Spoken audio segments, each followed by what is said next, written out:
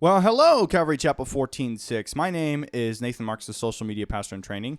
You cannot see me on the frame here. I am the one running the cameras, but Pastor Steve, He's Pastor almost Pat, as good looking as me, but not Almost. over there. Almost. just a little bit. So Pretty close. I'm in chip the. off. doesn't have a cool hat though, to Chip wear off on the the old weekends. block. Yeah. That's what Well, it is. I'm not on frame here, y'all. So you just got to believe I'm in the room here. But He's where the Steve's Wizard of looking. Oz Supposedly. talking from behind the I'm scenes. the Wizard of Oz. Allegedly. yes. Allegedly. So this is episode 2 of the podcast series. So the first one so far has been doing very, very well. So thank you guys to everybody who has been watching us. We appreciate it so much. So everybody, this is Pastor Steve here in the corner. He's the one waving. We have Pastor Pat over here, and we have Pastor David, our worship pastor. Hola.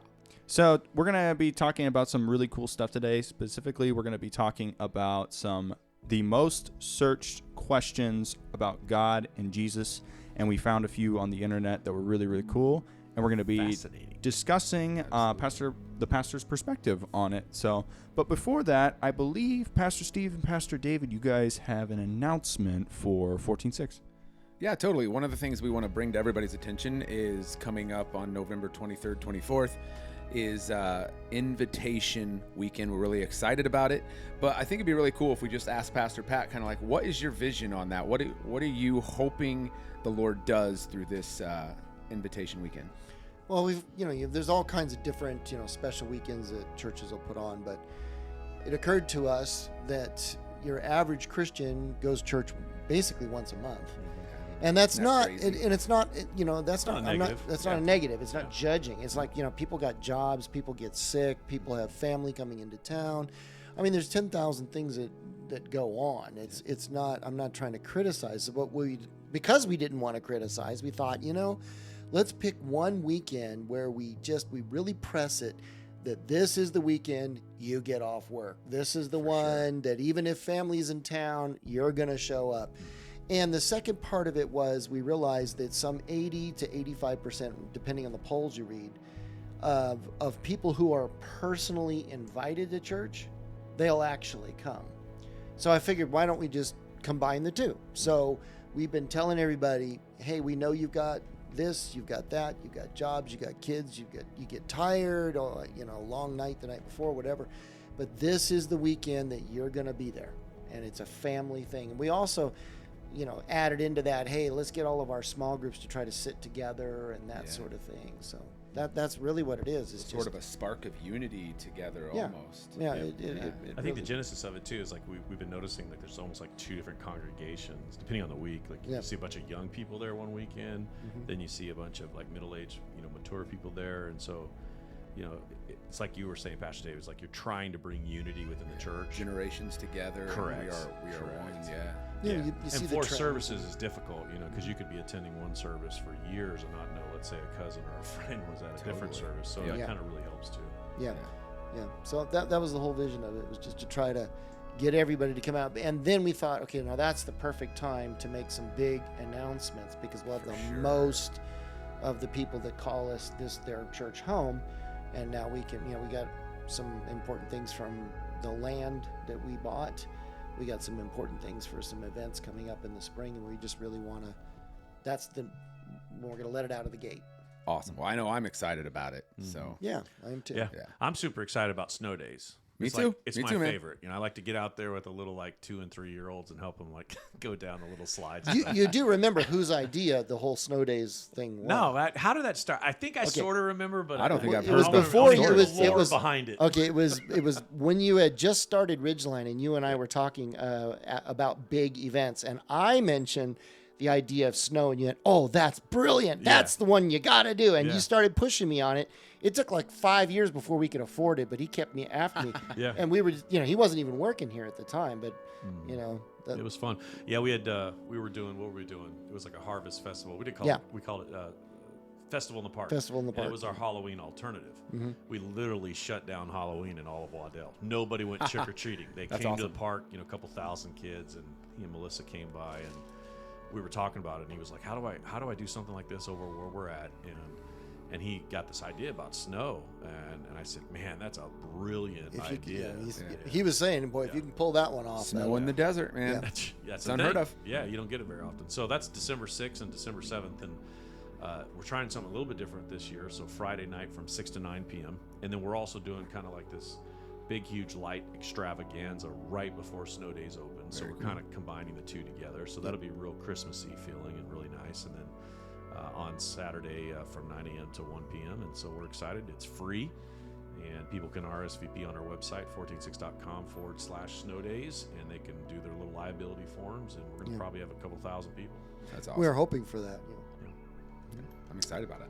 All right, everybody. It is time for the main section of the podcast, the searched questions online that many people search on Google about God and about Jesus, and we are going to be answering some of these questions today. So the quick disclaimer before we get into this section. Pastor Steve, I'm assuming that you're going to be taking the position that's unique in this podcast. Yeah, so I think that, having a good discussion, you want to kind of present all sides. And so Pastor Pat's going to kind of take that traditional, here's the answer from a theological, biblical perspective. I'm going to take more of the secular kind of side argument from a naturalistic perspective, because they do come up, questions come up, and I think it's important for us as believers to be able to know what those questions are and to be able to identify them. He's doing the 1-800-WING-IN-IT program. I actually came prepared, so All right. Well, he's still going to win out. How many months you would believe he's still going to win out? Absolutely. How many of us believers are going to get taken without your notes right in front of you? So it'll be good. Okay, so we're going to start with the first question then. Now, each question that we do is going to keep within time. We're not going to go above 8 minutes per question. So let's keep it between 5 to 8 minutes, which I know is very difficult with, pastors. Hey, what are you trying to say?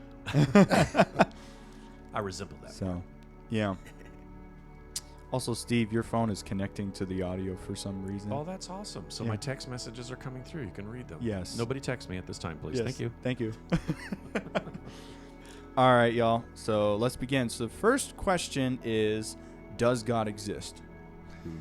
Well, the first thing we have to talk about before we even get there, and this is just for the people in this room, is that, as a pastor, I prepare. I get my notes. I have it on a podium, and and also Christians have different giftings. For sure. Sometimes I watch the clips of these street preachers out there, and I have done some street preaching, but that is just not my gift. Those guys can Turn or burn. I mean, some of them do that. Right or get No, that. but some of them, man, they're able. I just look at them in awe, because I'm like, Ray Comfort. He has an answer, man. And I'm going, oh, I never would have thought of that, and Not my honestly, style either. So. Well, yeah, it's Ray just Comfort. Was he? I'm sweating in my clothes. something like that. But when it comes to does God exist, Romans chapter 1 tells us, in short, that anybody can see from what has been made that God exists. And basically that boils down to the concept of you cannot have an effect without an adequate cause. You simply can't. It's the most proven law in science and philosophy and physics. It's the law of cause and effect. Totally. And now the question becomes immediately, how far back does that go? If you have an effect, cause. Well, that cause is also an effect of another cause, and it creates a chain that goes backwards. Now, the problem is that chain cannot go back forever in terms of time.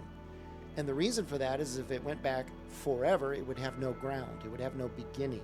And without a first uncaused cause to start the entire chain of cause and effect, you could not have anything in this universe. So just by that deduction alone, there must be a necessary existence. There must be something that does not have any cause. It is simply the ground of all existence. And this is what we call God. Now, because people say, does God exist? And then there's all kinds of issues of what you're talking about when you say God. When I'm talking about God, I'm talking about the necessary existence. This is the thing from which everything else must come. Imagine like hanging a chandelier from the roof. doesn't matter how many chain links you have. You can have 1 trillion of them. It doesn't matter. If it doesn't connect to the ceiling, it will not hang. Okay. All right. And so the law of cause and effect, the fact that we're sitting in this room, every single thing in this room, us, this table, that drink, everything, it's all an effect. It all has a cause. But so we're talking about going back to, what is the ground? And the Bible says that God is a spirit. He's not physical. He's not temporal. He's transcendent to everything. And that's what we believe as Christians. Mm-hmm. And so, does God exist? I think it's a no-brainer. He has to. Because the only other alternative is that you believe that absolutely everything came into existence for absolutely no reason, and there's no cause at all. That's just believing in magic. And you can believe in that all day long if you like to, but you can't prove that. What I can prove is that every effect must have an adequate cause, and that means you must have an uncaused first cause of all others. Thomas Aquinas is the one that came up with this, not my idea.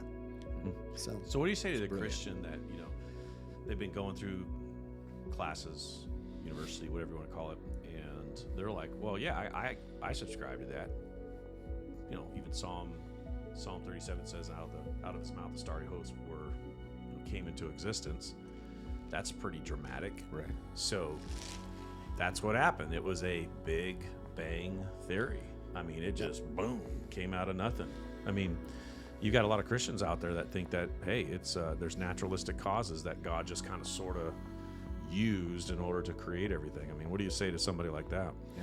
Well, it's a good question. I think that we, in a case like that, when we're talking like that, people are misunderstanding which is the cause and which is the effect. You cannot have natural laws unless you have a nature for there to be laws about. So to say that God used natural laws to create, okay, that's begging the question. No. God is outside of time. He's outside of matter. He's outside of the physical. Therefore, when he called the physical into existence, that's when natural laws to govern that existence were put in place, and they were put in place by him.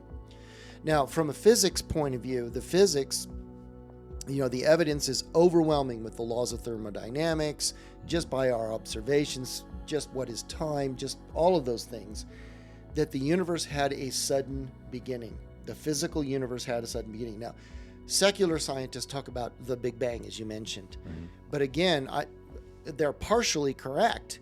I mean, the Bible says that in the beginning, God created the heavens and the earth, and God said, let there be light, and bang, there it was. I mean, and it was an instant. It was a God bang. It really was. Not a big bang. But the beauty... It's probably still pretty big. Well, I imagine. But certainly, but if you think about it for a second, physics, it's taken a lot of time, but they figured out that, even like this table or our bodies or anything that's in this room, it's made out of protons, neutrons, and electrons. We've deduced that. And what are protons, neutrons, and electrons? They're little bitty pieces of energy. What is light? Well, that's the visible form of energy. So what did God create first? Energy, from which everything else was molded. You could picture it like a potter molding a pot, and that's what the Bible describes in the book of Genesis. And, so for me, it just seems absolutely intuitive that God must exist and he must be transcendent to the universe as we know it.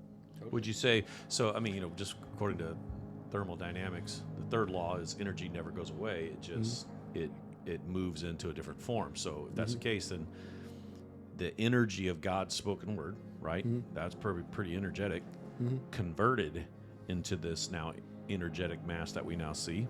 I mean, that's kind of a little harebrained theory, but maybe it's out there a little bit. Well, again, God specifically said that he is the one that spoke everything into existence. So in a way, you're correct that it is his spoken word energy that has made it.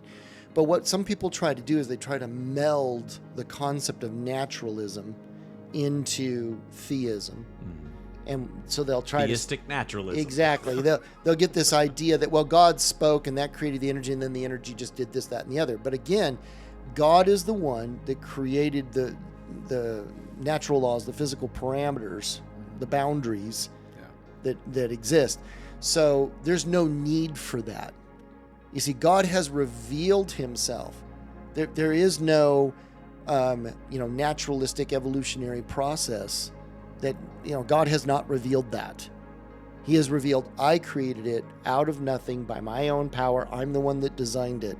Now, it is true, the Bible does say right in the book of Genesis that he created things after their kind, meaning that these groupings of his creation will reproduce with some variation. There's no doubt about that. Mm-hmm. Just why not all human beings have exactly the same color or the height or whatever, but you can tell the kind of creature that we are. You can look at cats and see the same thing, look at dogs. So God certainly created the variety, and there's going to be change over time with that. But that process is never going to create total novelty. Interesting. So you hear this a lot in the pastoral world, right? And I think it's important to address is if there is a God, all right, because God exists, if there is a God, then what about the problem of evil, which is the existence of suffering and people that are, in the world, unfortunately going through really horrible things.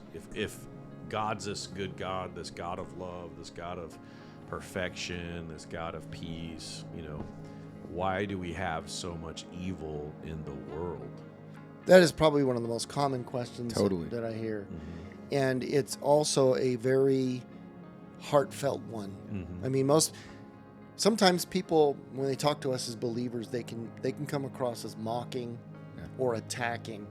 But this one question, I don't think so. Most people who ask it are usually people who are really hurting. Yeah, and they just want an answer. And I think it can even be, even as a Christian, a pastor, and someone who feels like I have a decent answer, it's still hard to answer someone where that need is.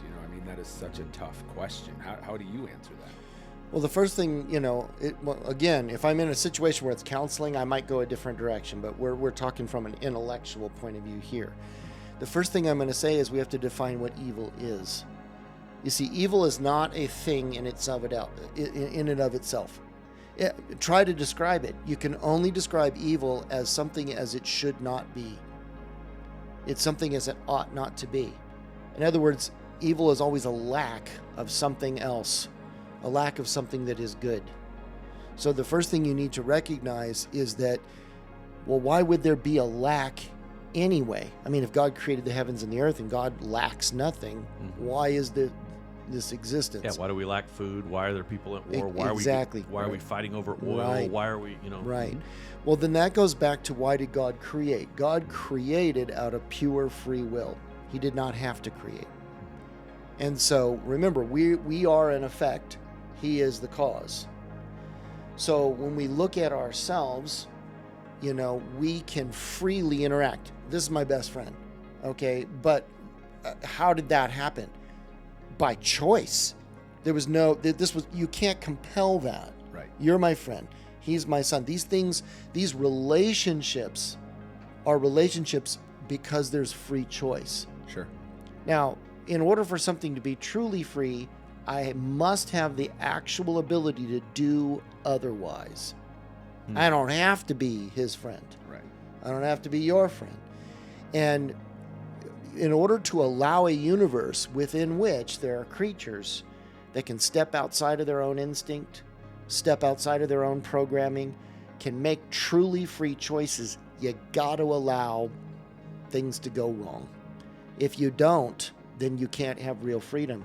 So the Bible teaches us as a whole, now I'm not going to be able to pull off scriptures off the top of my head, but God created a universe within which free will would exist. And in order for that to happen, in order for real love to exist, you have to allow for the presence of people who will not love, who will not do what is right, who will do what is evil. And the Bible tells us that everything we see in the universe that's a privation, lack of food, disease, parasites, all of those things are a result of the free will choices of human beings, starting with Adam and Eve. Mm-hmm. So would you say then that if God in purity is love, right, then all evil at a core basis is the absence of love? Yes. It's I want something. Self-centeredness. Yeah. It's the absence of love. Love. What is love? Love is a verb. So love is service. Love is I'm serving you. So if God is that, if He's pure, if He's all love, then anything I do is going to be counter to that. And maybe that's why the evil is there. Exactly. For sure. You know, I believe that evil exists because free will exists. But the Bible does teach us that this is only temporary. There will come a point when God is going to deal with evil once and for all and forever. In fact, that's throughout the Bible, we see the promise because people are suffering. People are going through hurt. And God is constantly, through the prophets, reminding people, if you put your trust in me, I'm going to make this all right in the end. But the reason I've allowed this is so that you and I can be truly, genuinely friends, real relationship, real love. In the end, I'm going to make it right. And your free will choice, I'm going to lock in forever. That's what God has promised. So just to be the devil's advocate here, and maybe this takes it in a little bit of a different direction, but what about even times in Old Testament where Israel deliberately disobeys God? God says, if you disobey, basically there will be curses that follow. So for a non-believer, that would look like, so basically this is all like God's hand. This is God ordained because of what you did. Now God is going to do this. How would you, God allows evil. We could say, oh, he allows it, but it can come off very much like, well, he created that because of your choice. So he's still choosing to. So do you have like an argument for that? I don't. I'm just curious because I know some people do bring that one up. Kinds of things, and it is a hard one to.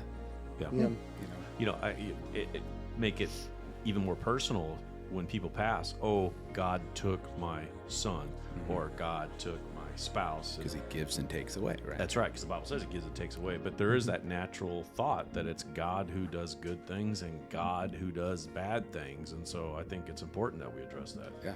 Well, good and bad.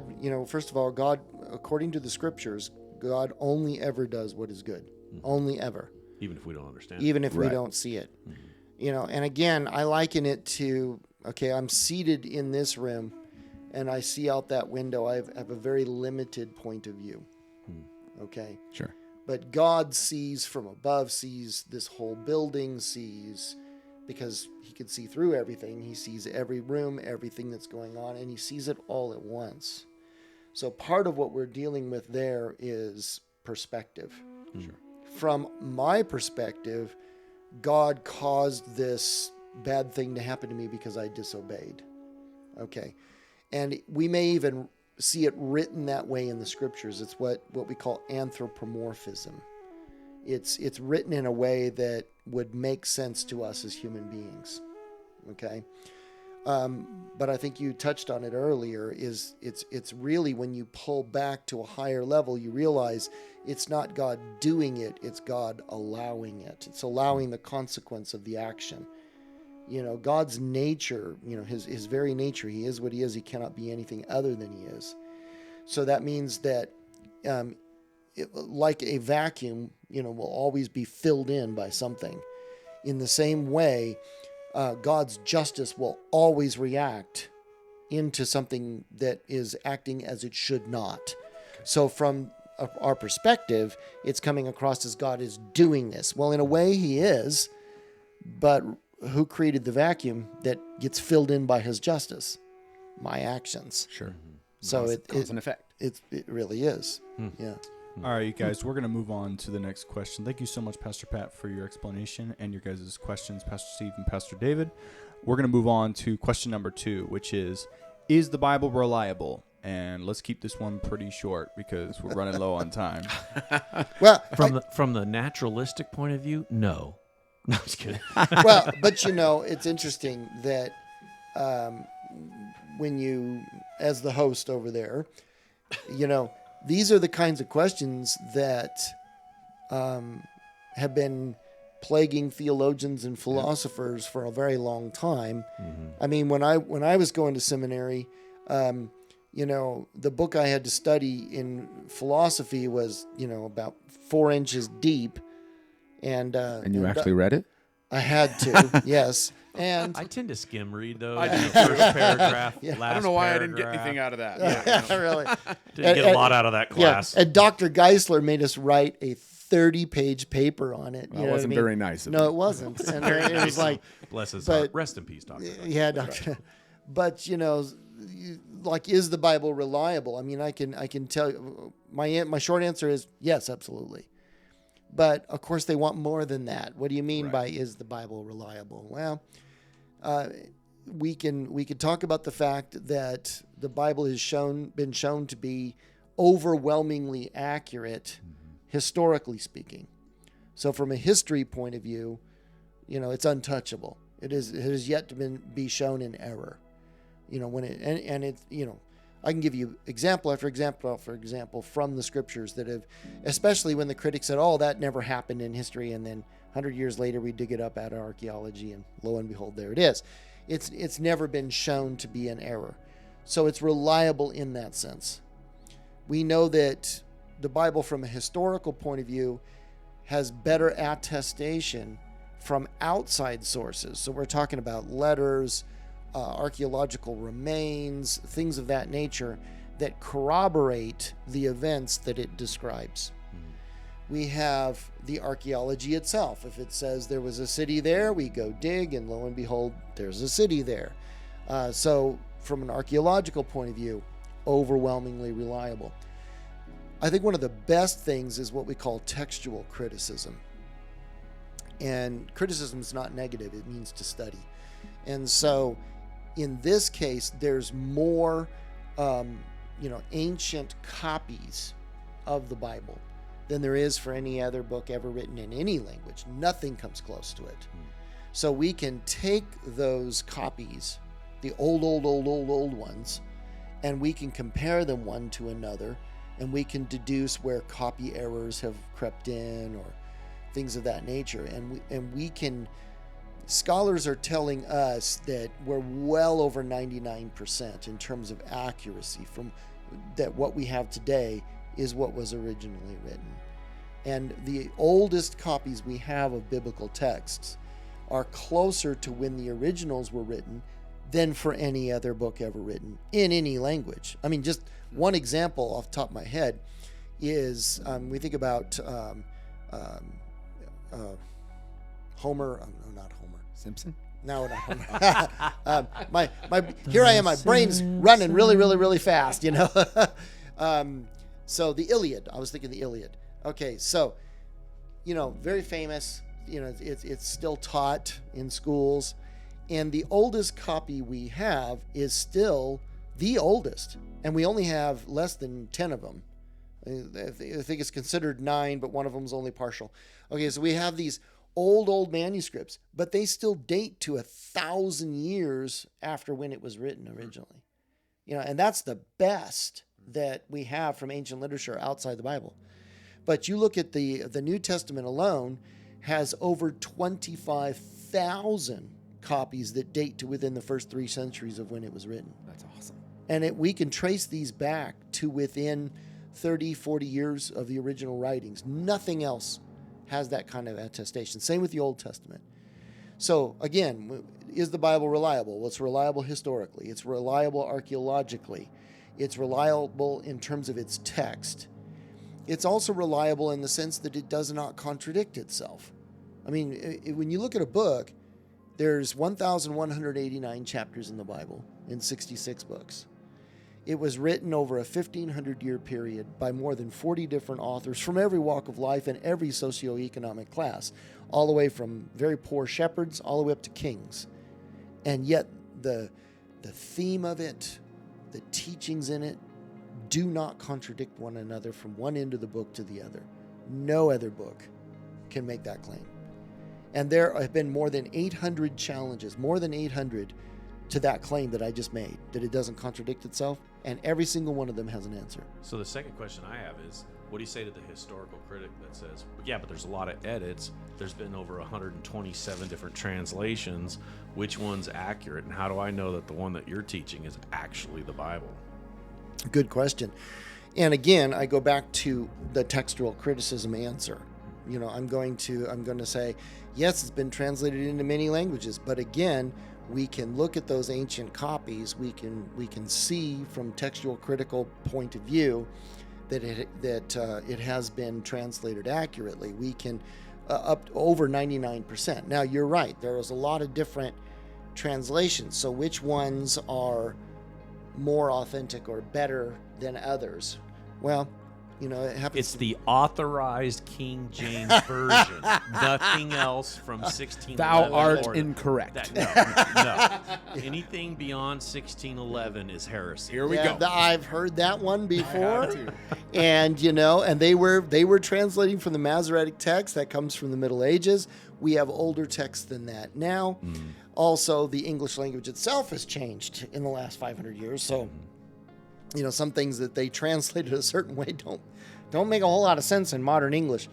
And so I personally, on every weekend that I go out, I use the New American Standard Bible, the older version of that. It's supposed to be the most the accurate to the text, am I correct? Pretty much. The 95 version. The 95 Not version, the revised. not the Of course. revised Yeah. version. I also I like the New Living Translation when I want to get Well, more. hold up. That's a paraphrase. That's I wasn't heresy. done yet. That's heresy. It is not heresy, but what it is it's very accurate. I like the scholarship. Very accurate in it. heresy. Wow. It's a very accurate. It gives you a love sense of phrasing and things like this when you want to get, the sense of it better. But from a scholarly point of view, the New American Standard is the one I primarily use. Now, if I really want to get, I might use the New King James because that is the King James version, but it takes these older manuscripts that we now have into account, and it also changes some of the archaic English changes over the last few centuries. So that's kind of what I use. What are your thoughts on, I think I've heard that you're not a big fan of the ESV. What do you think on that? I was always taught that ESV, if you took the NASB, ESV is like the next step closest to the original text, but slightly into American. Just curious. I really don't have, English. I don't use English Standard Version, but I haven't really dove in to study it. It just feels a little clunkier to me. That's all, when I read it. But All right, you guys. Thank you guys so much for coming to the Fourteensix podcast and tuning in. We appreciate you guys so much for watching. So please hit that like button and subscribe for more. And we're excited to see you guys in the next week's podcast. Adios.